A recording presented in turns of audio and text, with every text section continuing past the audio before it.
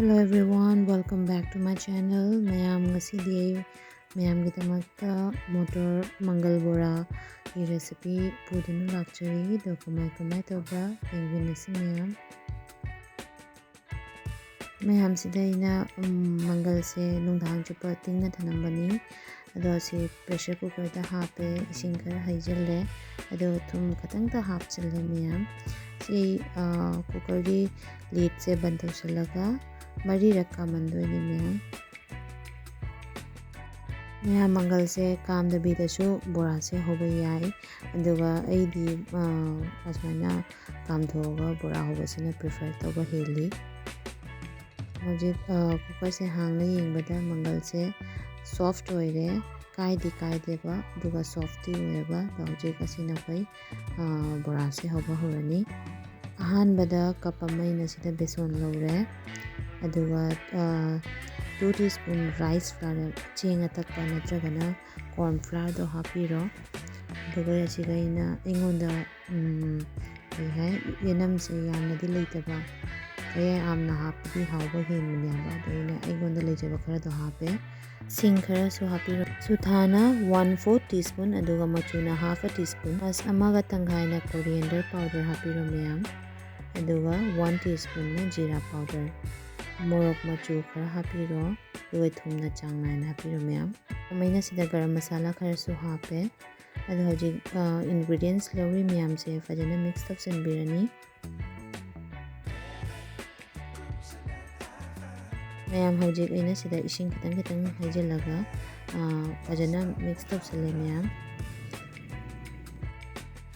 hojik aina sida afutpa mangal do adu sida hapchalle aduga asimu fajana mix tawsalani mayam ising se mathau taradi atei khatanga hapyu da hojik ai sida se kupchalaga ngak thamani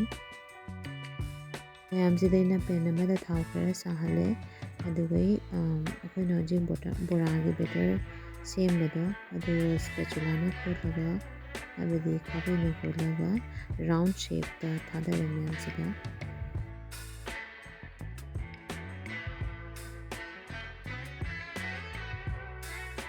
sidaina same process ta makaka haure khabaina kholaga dum thau sida thadaba koi pen ki khobai type ta do shape amadum circle shape ama pibiba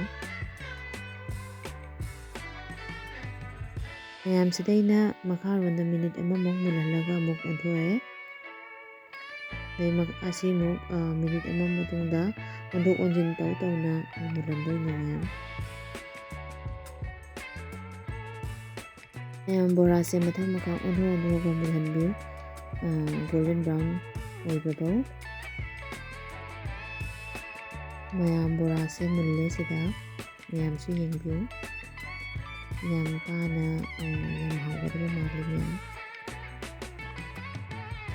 mayam mangal bora se smaina meramesh nimittaga hawna chabase yam hawbani mayam su soidana try tabu video se yengba nungairadi like share and subscribe tawba kautokpinu channel sida anawba ichinaw lakpaga leiradi please subscribe soidana tawbiramu like amasung tawbiramu thank you for watching see you on my next video bye bye